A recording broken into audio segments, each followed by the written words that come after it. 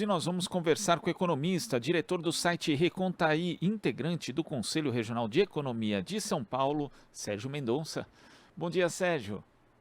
Oi, bom dia, Glauco. Tudo bem? Tudo certo e você? Tudo bem com os ouvintes também, espero. Sérgio, ontem o presidente do Senado, Rodrigo Pacheco, do PSD de Minas, disse que acredita que vai ser possível votar a PEC da transição em plenário já na próxima semana. Inclusive, o presidente eleito Luiz Inácio Lula da Silva está em Brasília negociando essa PEC que já começou a tramitar, porque tem as assinaturas necessárias, e agora a gente aguarda o desfecho para os próximos dias. Primeiro, queria que você falasse a respeito da importância dessa PEC da transição para a própria governabilidade da próxima gestão de Lula, Sérgio?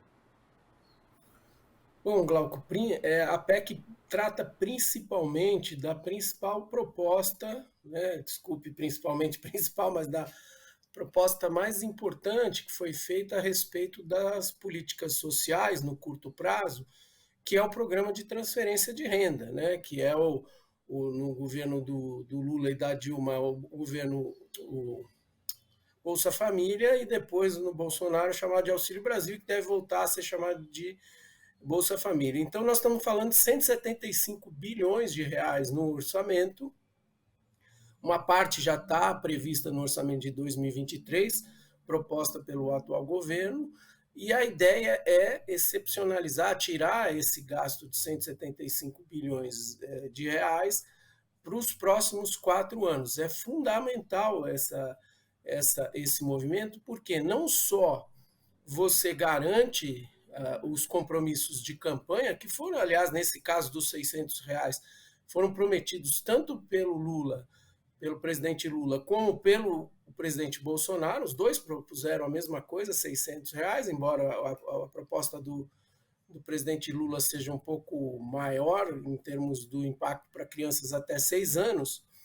E com isso, você, além de tirar esses recursos do teto de gastos, você abre um espaço de aproximadamente 100 bilhões no orçamento que estavam lá consumidos por essa proposta original do governo para 2023 e abre espaço, portanto, para investimento em outras áreas que estão muito deterioradas. Um exemplo que é sempre muito citado é na área da saúde, a farmácia popular, o tratamento do câncer, mas também a gente pode falar, agora você viu os cortes na educação, a necessidade de recomposição na área de educação das universidades, a política de ciência e tecnologia, enfim, você abriria espaço no orçamento para as outras áreas, a moradia popular, a retomada do Minha Casa Minha Vida com subsídios para a faixa de renda mais baixa, que são pessoas onde o déficit habitacional está concentrado. Enfim, a configuração dessa PEC, abrindo esse espaço de 175 bilhões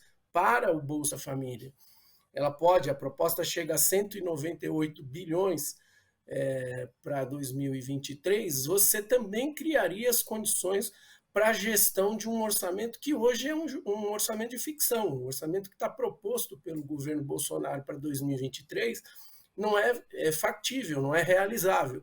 Então, você combinando essas duas situações de tirar os recursos do programa de transferência de renda, do novo Bolsa Família, para 2023, você também criaria as condições para o orçamento ser mais viável em outras áreas, inclusive na área do investimento público, que está nos níveis mais baixos da história, e também para a gestão da máquina, Glauco, porque as despesas discricionárias básicas para o funcionamento da máquina também estão no seu nível mais baixo. Então, essa aprovação dessa PEC é fundamental para que o próximo governo eleito do presidente Lula, comece a operar com as mínimas condições de gestão da máquina pública. E embora ainda seja tratada como uma espécie de totem, né, por parte da mídia tradicional e também por parte de economistas, o fato é que a lei do teto ela vem sendo desrespeitada desde que foi criada, né, muito antes da pandemia, pelo próprio governo Bolsonaro, também pelo governo Temer. Se trata de uma regra fiscal que precisa ser trocada, Sérgio? Não tem nenhuma dúvida, Glauco. Desde que ela foi criada em 2016, né, o teto de gastos, a emenda constitucional 95, os críticos já diziam que era uma regra inexequível, né? E isso não existe em nenhum país do mundo, uma regra tão rígida que coloque limites à despesa da forma como ela foi posta em 2016, significaria um gasto per capita, né, na medida em que a população cresce cada vez menor ao longo dos anos, então prevista para 20 anos, para durar de 2016 a 2036, com uma revisão em 2026. E como você disse, como ela já não era uma regra viável, ela foi desrespeitada 5 a 6 vezes ao longo desses 6 anos, desses 5 anos, de 2017 para cá. É verdade que, em boa medida, a uma ou duas vezes por conta da pandemia, era necessário, mas nas outras vezes por conta dos interesses, inclusive eleitorais do governo de plantão, que tentou, na última hora, aprovar as regras do pagamento dos R$ 600 até dezembro de 2022 para tentar ganhar a eleição. Então, a regra do teto, a emenda constitucional 95, tem que ser modificada. Certamente é importante propor um novo arcabouço fiscal, com regras de natureza anticíclica, né? O que significa isso, Glauco e os que nos acompanham? Basicamente é o seguinte: quando a economia não estiver bem, estiver desacelerando ou até em recessão, você usa o gasto público, o investimento público, para empurrar a economia para cima, para tentar evitar uma queda maior e até para retomar o crescimento econômico. E por isso você gasta mais e se endivida eventualmente para fazer esse movimento anticíclico. Quando a economia está bem, está crescendo e a arrecadação está crescendo, você poupa recursos, porque você não precisa super estimular a atividade econômica. É provável que em 2023, e é possível até que no texto da PEC isso seja aprovado, se obrigue o novo governo, que é bom, a construção de uma nova regra, um novo arcabouço fiscal, que envolve a antiga lei de responsabilidade fiscal, que prevê superávites ou déficits primários, né? Exige isso por conta da aprovação do orçamento anual, que tem a regra de ouro, que não permite que você use recursos para gastos de custeio além do que estão previstos no investimento, você não pode se endividar para gastos de custeio, e também o teto de gastos, que provavelmente será enterrado, vamos dizer assim, usando uma palavra meio dura. E para isso você monta um novo arcabouço fiscal que tem características anticíclicas para usar o Estado nos momentos mais necessários, e que já existe experiência internacional nessa direção. Então, isso muito provavelmente será um debate importante do ponto de vista fiscal para 2023, e propondo uma regra que dependerá do Congresso para os anos seguintes. Como vocês disse, tirando esse debate, que é um debate muito contaminado, né, sobre a questão fiscal. Parece que o Brasil se resumiu a um debate fiscal imposto pelos interesses de curto prazo do mercado financeiro. Nós temos que discutir outras coisas, né? O futuro do país, a área da educação, a área de ciência e tecnologia, a reindustrialização, e nós nos transformamos num debate público imposto pelos interesses do mercado financeiro através da grande mídia para discutir a questão fiscal, sendo que, como você disse, ela foi desrespeitada em 800 bilhões pelo atual governo que está saindo, e o mercado assumiu numa boa esses 800 bilhões. E agora, quando se discute 200 bilhões, 198 bilhões, parece que o mundo vai cair. Então, o que está em jogo são outros interesses que precisam ser discutidos de forma transparente. E quando você fala da possibilidade da gente colocar em prática uma política anticíclica, né, vai ser necessário o Estado, e aí é importante até a gente remeter ali ao começo do primeiro governo Lula, em 2003, porque ali naquele momento o Brasil estava muito mal, né, em termos de reservas internacionais, por exemplo, e tinha feito um acordo com o FMI que era bem draconiano. As estatais não podiam investir ainda que tivessem lucro, não podiam contratar empréstimos externos e nem receber dinheiro do BNDES, inclusive. E a gente sabe, né, Sérgio, como elas acabaram sendo importantes ali na crise mundial de 2008, 2009, justamente para colocar em prática essa política anticíclica que acabou fazendo com que o Brasil passasse por essa turbulência internacional de uma forma muito melhor do que a maioria dos países. Então, o que está em jogo, na verdade, também nessa discussão é um pouco o papel do Estado e o próprio modelo do Estado em relação à economia, Sérgio? Exatamente, Glauco. Você já está perguntando, já está dando boas pistas sobre a resposta. Você tem toda a razão. Porque, na verdade, o que o mercado quer é um Estado mínimo, entre aspas, porque não é um Estado mínimo, é um Estado que atenda aos interesses do mercado financeiro, que a dívida pública seja solvente no médio e no longo prazo, e ela é. O Brasil não tem, né, trajetória recente de décadas de calote na dívida pública, mas o mercado quer mais, quer que haja sempre recursos como esse movimento de os juros estarem hoje perto de 14%, 13,75%, isso significa um aumento da dívida pública em função dos encargos financeiros, né?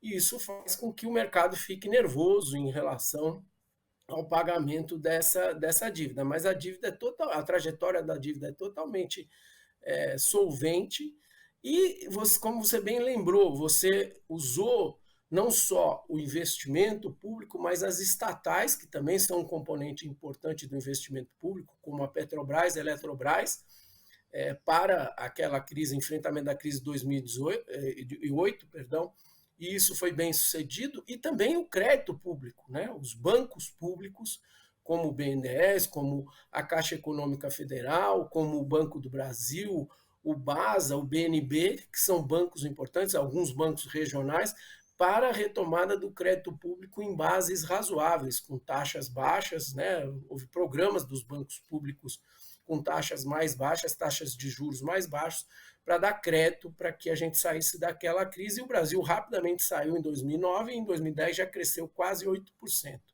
Enfim, esse debate da questão fiscal, você tem toda a razão, ele embute outros interesses que são relativos à diminuição do papel do Estado, da intervenção do Estado na economia, e que aí sim opõem visões muito diferentes do atual governo eleito, o presidente Lula, com o governo que está saindo e com as visões liberais do mercado financeiro. Que, diga-se de passagem, né, Glauco, são visões anacrônicas, né? O Estado voltou para o debate depois da pandemia, depois de 2008, depois da pandemia. O FMI já não tem uma visão muito rígida e ortodoxa, o Banco Mundial não tem, e a União Europeia, o governo americano, estão fazendo programas com forte intervenção do Estado para a retomada do crescimento econômico, programas de ciência e tecnologia, programas de transição ecológica, ambiental, de transição para a economia digital, né, para a sociedade digital, enfim, isso tudo depende do Estado. Né? Então, nós estamos fazendo aqui um debate ultrapassado, que é um debate restrito aos interesses fiscais. É impressionante como a nossa agenda posta por esses interesses do mercado financeiro é pobre no debate público econômico brasileiro, Glauco. E nesse aspecto chega a ser quase negacionista, né? Como quase tudo no governo, porque como você fala, Sérgio, não só é atrasado, mas, por exemplo, nenhum país do mundo tem uma lei de teto de gastos como o Brasil tem. E existem outras regras fiscais também que foram colocadas que não fazem muito pouco sentido na prática, tanto que são desrespeitadas mesmo, porque elas são inexequíveis. Então é importante pensar nisso, mas também pensar, Sérgio, em outro aspecto que eu queria perguntar para você, que é o papel dos bancos públicos, que também acabaram sendo demonizados, de certa forma, quando participavam de um projeto de desenvolvimento como foi em anos anteriores. É necessário também resgatar justamente esse caráter público desses bancos que estão sob controle do Estado, Sérgio? Exatamente, Glauco, porque veja, se você somar o papel do BNDES, do Banco do Brasil, da Caixa Econômica e dos demais bancos públicos, o Banco do Nordeste, o Banco da Amazônia e alguns regionais, você tem praticamente metade do sistema financeiro.